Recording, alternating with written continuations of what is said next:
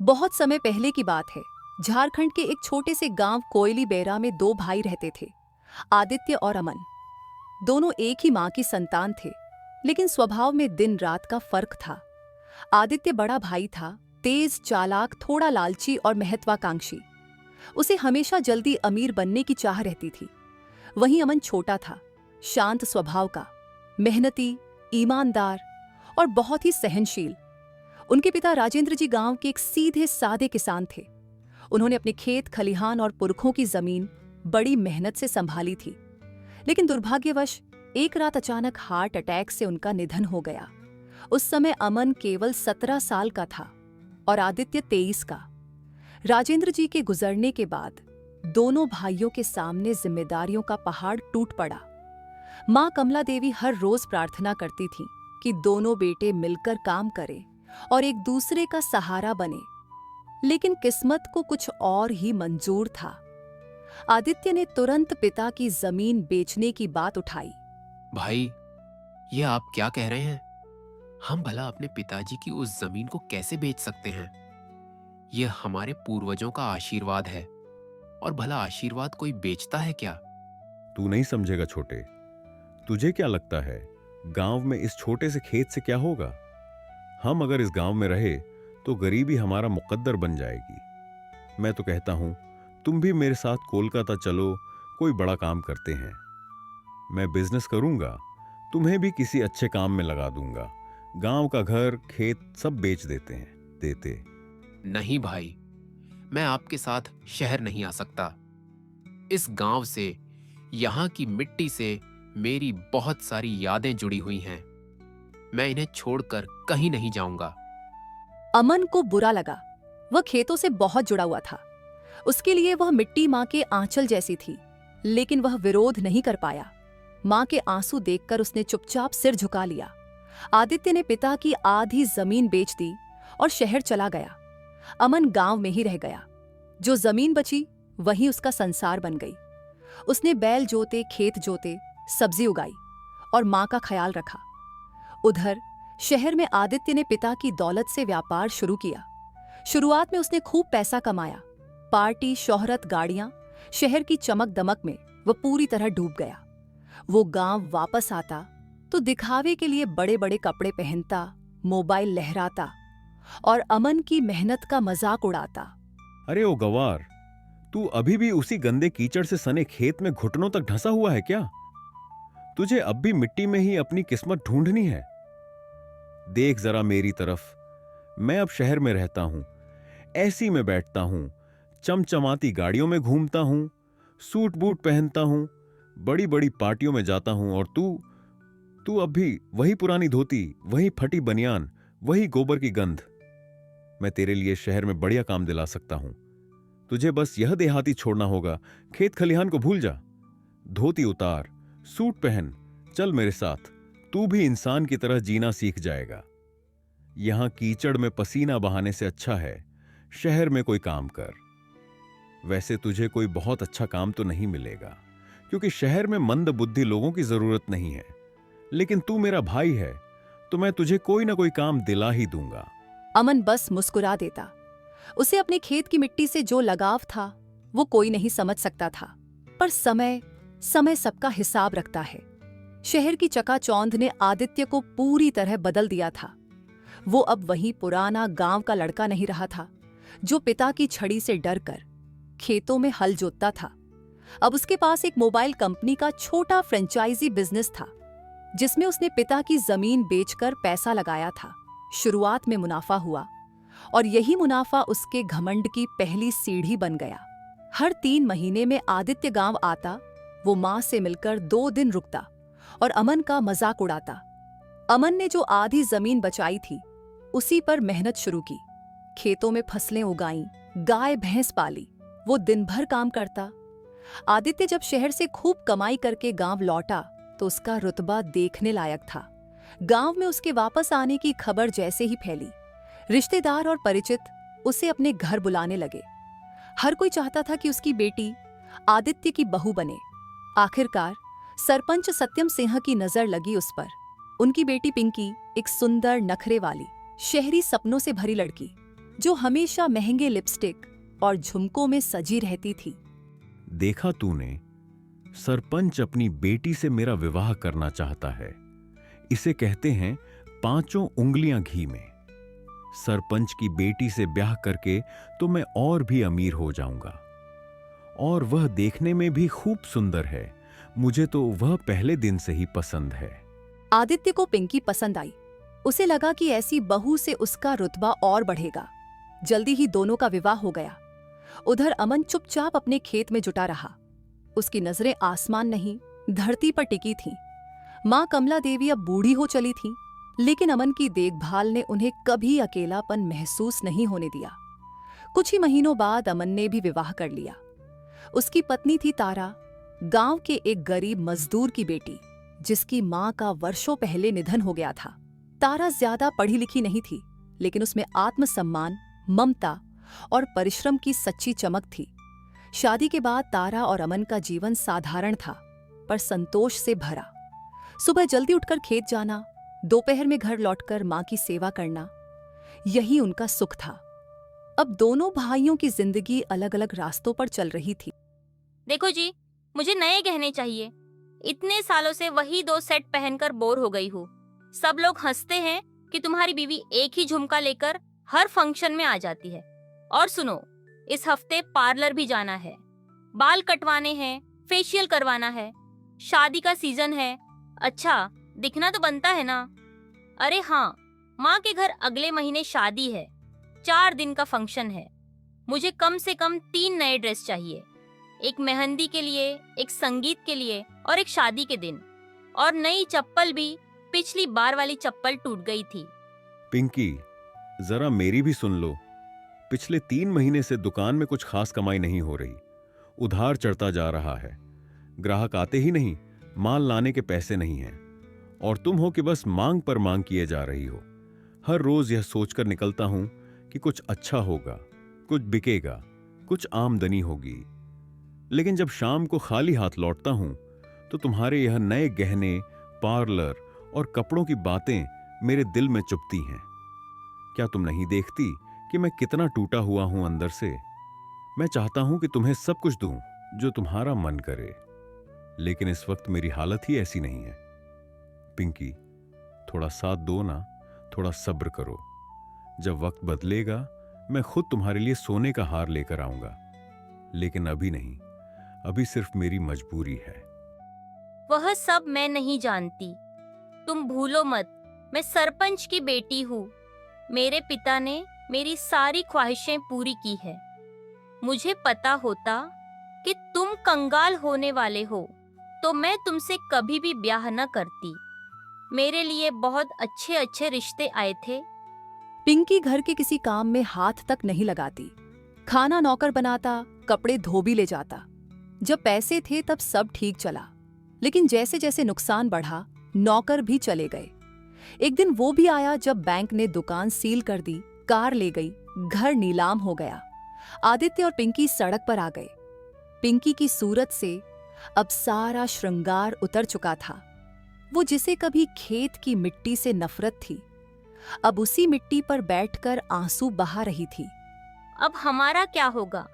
क्या अब सड़क पर ही जीवन बिताना होगा? हे ऊपर वाले, यह कैसा पति दिया है तूने जो इतने बुरे दिन दिखा रहा है? इस धूप में तो मेरी त्वचा खराब हो जाएगी। यह कैसे दिन देखने पड़ रहे हैं? तुम चिंता मत करो पिंकी, मैं कुछ करता हूं। मैंने अभी हार नहीं मानी है। अमन धीरे धीरे तरक्की करता जा रहा था। उसने थोड़ी थोड़ी बचत से गांव में एक और छोटा खेत का टुकड़ा खरीद लिया था। उसकी फसल अच्छी हो रही थी और तारा हर दिन मेहनत से उसका साथ देती। वो गाय का दूध निकालती, घर का सारा काम करती और मां को रोज तेल से सिर में मालिश करती। एक दिन गांव के बाजार में आदित्य लौट आया, पैदल थका हुआ, चेहरे पर शर्म और आंखों में पीड़ा। उसने देखा कि अमन अब गांव के सबसे मेहनती किसानों में गिना जाता था। लोग उसके खेत की उपज का उदाहरण देते थे। आदित्य की छाती में आग जल उठी। तो अब यह हाल है। कभी जो मेरे पीछे पीछे चलता था, आज वही मुझसे आगे निकल गया। यह तो मेरे छोटे भाई ने मुझे पछाड़ दिया। कैसे? क्या खास किया उसने जो मैं नहीं कर पाया? यह गवार मुझसे आगे कैसे निकल सकता है? मेरी बीवी भूखी सोती है और इसकी बीवी दूध दही पर पलती है। उसका घमंड टूट चुका था, लेकिन ईर्ष्या अब भी जिंदा थी। सुनिए जी, अब मुझसे और बर्दाश्त नहीं होता। मैं इस तरह घुट-घुट कर अपना जीवन नहीं काट सकती। कुछ तो कीजिए। यह कैसी विडंबना है कि वह अमन और उसकी पत्नी हमसे ज्यादा खुश और संपन्न हो गए हैं। कभी जो हमारे सामने हाथ जोड़ते थे, आज वह हमें नीची निगाहों से देखते हैं। दिन रात उनका ऐशो आराम देख देख कर मेरा दिल जलता है। कैसे दिन आ गए हैं कि जिनके ऊपर कभी हम दया करते थे, आज वही हम पर तरस खा रहे हैं। नहीं, सुनिए, अब और नहीं।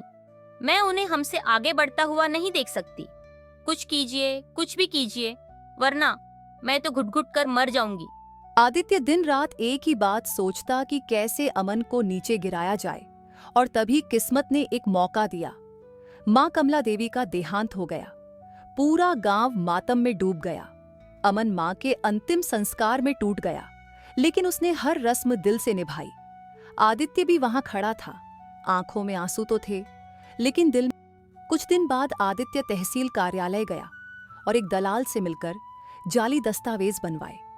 उसमें लिखा था कि मां कमला देवी ने अपनी मृत्यु से पहले संपत्ति केवल आदित्य के नाम कर दी है। दस्तावेज नकली थे, लेकिन पूरी तरह असली जैसे दिखते थे। एक शाम जब अमन खेत से लौट रहा था, तो देखा कि घर पर 2 आदमी खड़े हैं, गांव के पटवारी और चौकीदार।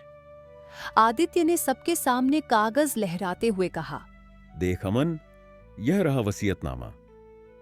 मां ने अपनी जिंदगी के आखिरी दिनों में यह जमीन और मकान मेरे नाम कर दिया था। सब कुछ, ये घर, ये खेत, ये आंगन अब कानूनन मेरे अधिकार में है। इसलिए अब तुम्हें यह घर और खेत खाली करने होंगे। जितनी जल्दी हो सके यहां से निकल जाओ। भाई, यह तू क्या कह रहा है?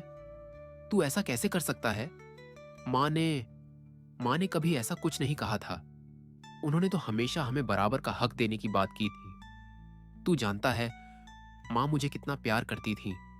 वह तुझसे कम मुझे नहीं मानती थी। तू कैसे यकीन दिला सकता है कि उन्होंने मुझे एक शब्द भी नहीं बताया? कानून भावनाएं नहीं देखता अमन, वो सबूत देखता है, और मेरे पास वो सबूत है। यह देख, यह दस्तावेज मां ने अपने आखिरी दिनों में मेरे नाम लिखा था। सरकारी मोहर लगी है, गवाहों के दस्तखत हैं। तुझे जो लगाना है लगा, पर सच्चाई यही है। अब यह सब मेरा है। भाई, क्या इतना सब कुछ काफी नहीं था? तुमने तो शहर जाने के लिए पिताजी की आधी जमीन पहले ही बेच दी थी। मैं तो बस मां की यादों में जी रहा हूं। इस मिट्टी से जुड़ा हूं। खेतों में मां की हंसी की गूंज सुनता हूं। क्या यह सब छीन लेगा तू मुझसे? मां की परछाई भी बांट ली तूने। अमन चुपचाप अपनी पत्नी तारा और एक जोड़ी कपड़ों के साथ वहीं पुराना टूटा फूटा खेत लेकर दूर कोने में जा बसा। वह खेत जो उसने अपनी मेहनत से बनाया था, जहां एक छोटी सी झोपड़ी थी, एक गाय थी और ढेर सारी उम्मीदें। तुम चिंता मत करो, हम फिर से मेहनत करेंगे। आदित्य ने मुझसे मेरी जमीन ली है, वो मेरा नसीब मुझसे नहीं छीन सकता। दुख तो इस बात का है कि मेरे अपने भाई ने मुझे धोखा दिया, मुझसे दगाबाजी की, लेकिन मैं फिर से सब काम करूंगा।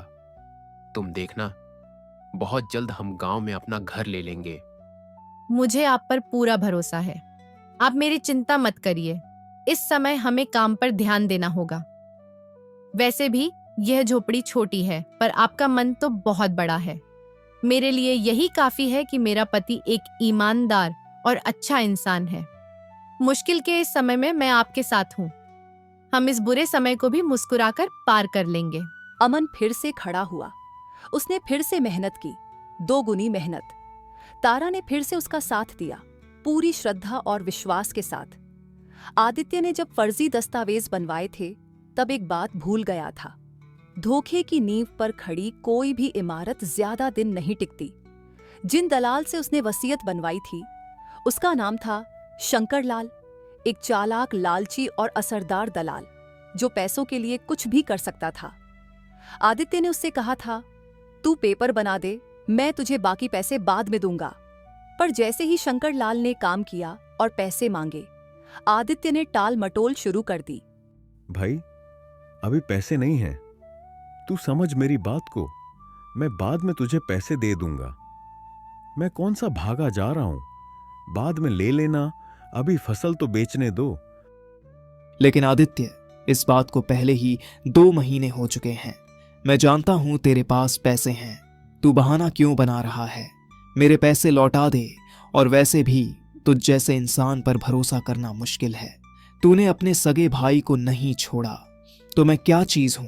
चुपचाप मेरे पैसे आज शाम तक वापस दे देना, इसी में तेरी भलाई है।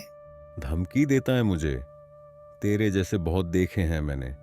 तेरे जैसे तो कई हैं। तू ही क्या उखाड़ लेगा मेरा? जो करना है कर ले। अब नहीं देता तेरे पैसे, निकल यहां से।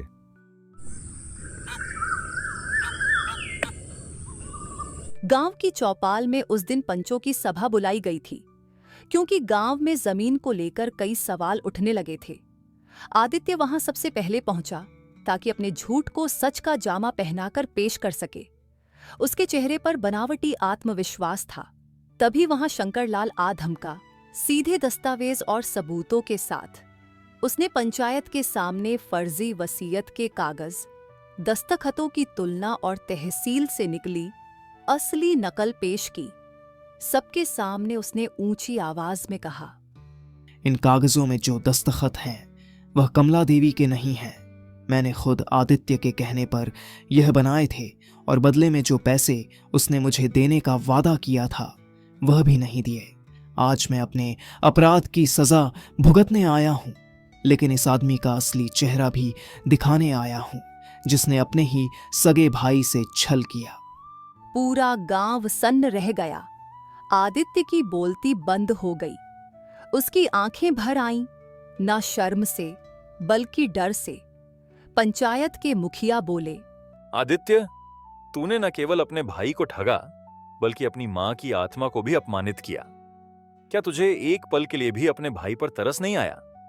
तेरे हाथ नहीं कांपे और अब तेरे पापों का घड़ा भर चुका है। सजा भुगतने के लिए तैयार हो जा।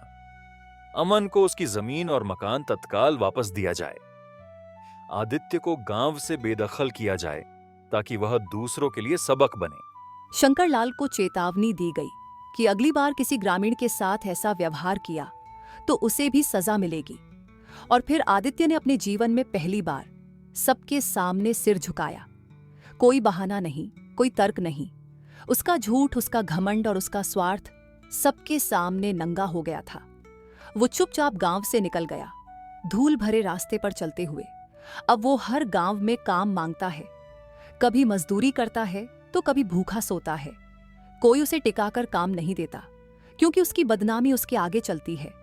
उसकी आंखों में अब न स्वाभिमान है न ईर्ष्या, सिर्फ पछतावा और टूटापन। उधर अमन ने अपना घर वापस पाया, लेकिन उसका दिल अभी भी करुणा से भरा था। हे ईश्वर, मेरे भाई को सही रास्ता दिखा, उसके मन का अंधकार मिटा, उन्हें मेहता और ईमानदारी का महत्व सिखा। शायद समय ने अपना सबक उन्हें सिखा दिया है। अब तू उनकी मदद कर। आपका दिल बहुत बड़ा है जी। शायद इसी का नाम है असली अमीरी। मुझे बहुत गर्व है कि मैं तुम्हारी पत्नी हूँ। समय का सबक यही है, जो दूसरों को धोखा देता है, समय उसे ऐसा धोता है कि पहचान तक मिट जाती है। और जो सहन करता है, मेहनत करता है, वह एक दिन समय के ताज पर राज करता है।